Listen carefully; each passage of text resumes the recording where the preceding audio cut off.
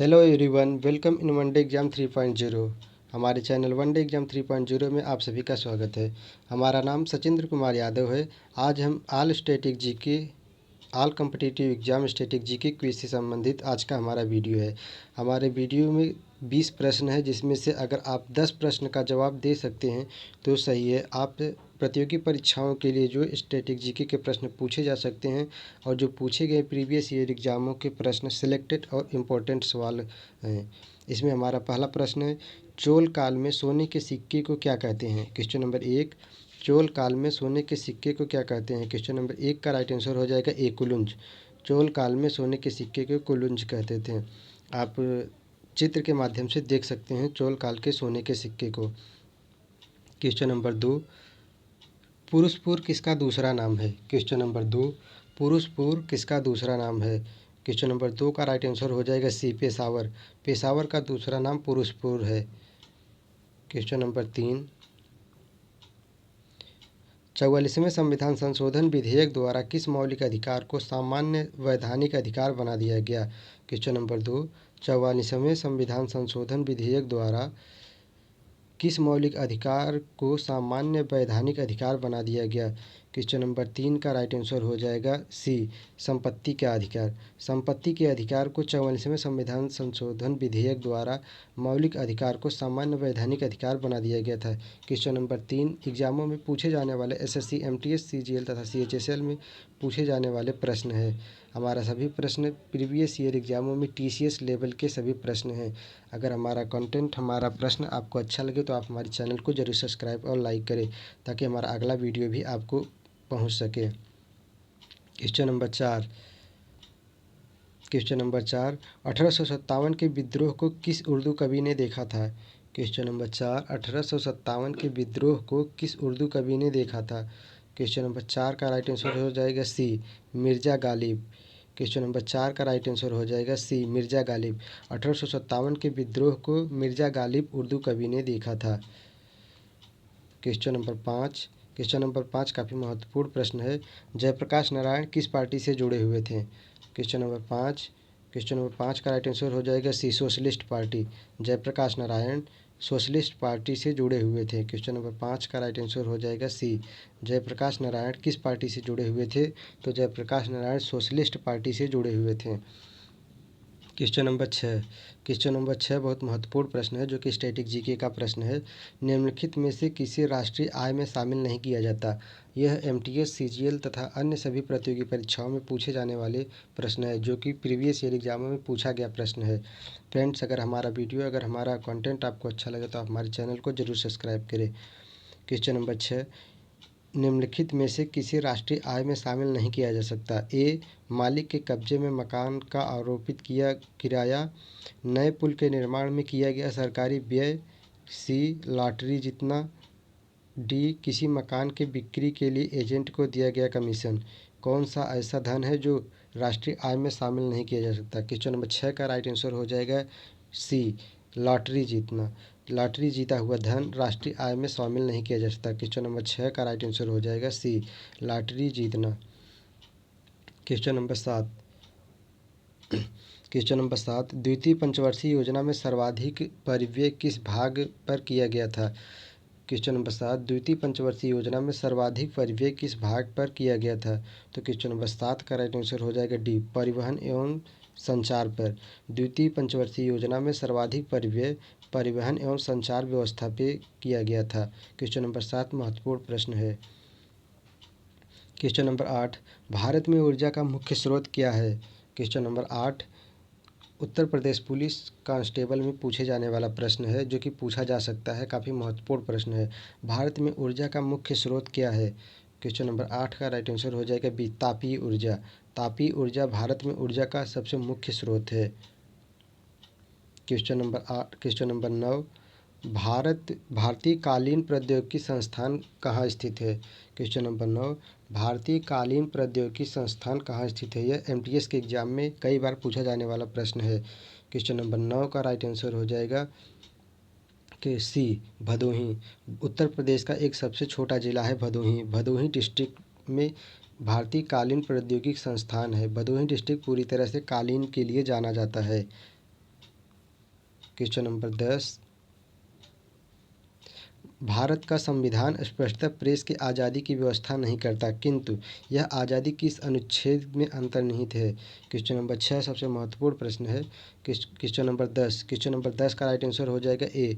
भारत का press department जो है स्वतंत्रता, प्रेस डिपार्टमेंट की स्वतंत्रता का आज़ादी को अनुच्छेद 19 प्रथम अ में लिखा गया है, किंतु यह आज़ादी किस अनुच्छेद में अंतर्निहित है। तो यह आज़ादी 19 प्रथम ए में है। क्वेश्चन नंबर 10 का राइट आंसर ए हो जाएगा।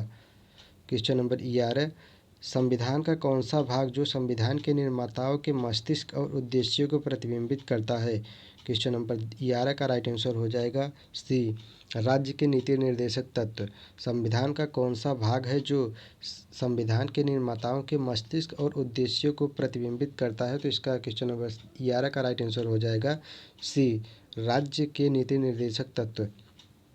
क्वेश्चन नंबर 12, फ्रेंड्स आप कितने सवालों का जवाब खुद से दे रहे हैं, इसका आप जवाब अंत में देना। अगर आप 10 सवाल का जवाब दे रहे हैं तो आपकी तैयारी जो चल रही है काफ़ी अच्छी है, आप कंपटीशन को फाइट करने के योग्य हैं। आप अपने सभी उन सवालों को काउंट करते चलिए कि आप कितने का सवाल का जवाब खुद से दे रहे हैं। भारत का संविधान अध्यक्ष कौन है। भारत सरकार का संविधान अध्यक्ष कौन होता है। भारत सरकार का संविधान अध्यक्ष कौन है। क्वेश्चन नंबर 12 का राइट आंसर हो जाएगा ए, राष्ट्रपति। राष्ट्रपति पद जो होता है यह भारत का संवैधानिक अध्यक्ष होता है। संविधान का अध्यक्ष भारत का राष्ट्रपति होता है।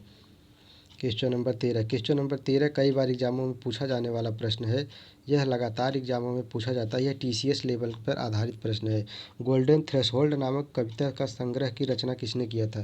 क्वेश्चन नंबर 13, गोल्डन थ्रेशोल्ड नामक कविता संग्रह की रचना किसने किया था।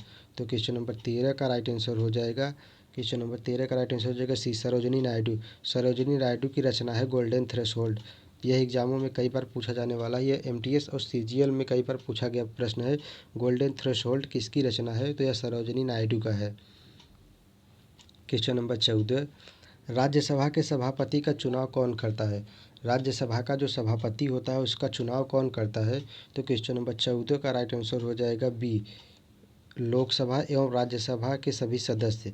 क्वेश्चन नंबर 14 का राइट आंसर हो जाएगा बी, राज्यसभा के सभापति का चुनाव जो करता है वह लोकसभा एवं राज्यसभा के सभी सदस्य करते हैं, न कि पहला है राज्यसभा के निर्वाचित सदस्य। राज्यसभा के जो निर्वाचित सदस्य होते हैं केवल वही लोग नहीं करते। राज्यसभा का जो सभापति होता है उसको चुनने के लिए लोकसभा और राज्यसभा दोनों सम्मिलित होती है। लोकसभा के निर्वाचित सदस्य, ये भी गलत है। केवल लोकसभा के निर्वाचित सदस्य जो सांसद हैं वही लोग नहीं करते। लोकसभा एवं राज्यसभा एवं विधानसभा के निर्वाचित सदस्य, लोकसभा, राज्यसभा एवं विधानसभा के निर्वाचित सदस्य भी नहीं करते। तो राज्यसभा के सभापति का चुनाव कौन करता है। लोकसभा एवं राज्यसभा दोनों के निर्वाचित सदस्य करते हैं। यह काफ़ी महत्वपूर्ण प्रश्न है। क्वेश्चन नंबर 15, झारखंड राज्य में लोकसभा के कुल सदस्यों की संख्या कितनी है। झारखंड राज्य में लोकसभा के कुल सदस्यों की संख्या कितनी है। क्वेश्चन नंबर 15 का राइट आंसर हो जाएगा ए, 14 है। झारखंड राज्य में लोकसभा के कुल सदस्यों की संख्या 14 है। क्वेश्चन नंबर 16, राज्यसभा के सदस्य को नामित करने का अधिकार किसको है। राज्यसभा का सदस्य कौन होगा इसको नामित करने का अधिकार किसको है। तो क्वेश्चन नंबर 16 का राइट आंसर हो जाएगा ए, राष्ट्रपति को। राज्यसभा का सदस्य को नामित करने का अधिकार राष्ट्रपति को है। क्वेश्चन नंबर 17, 1938 में किस व्यक्ति ने वयस्क मताधिकार के आधार पर संविधान सभा के गठन की मांग की थी। क्वेश्चन नंबर 17 जो है काफ़ी महत्वपूर्ण प्रश्न है।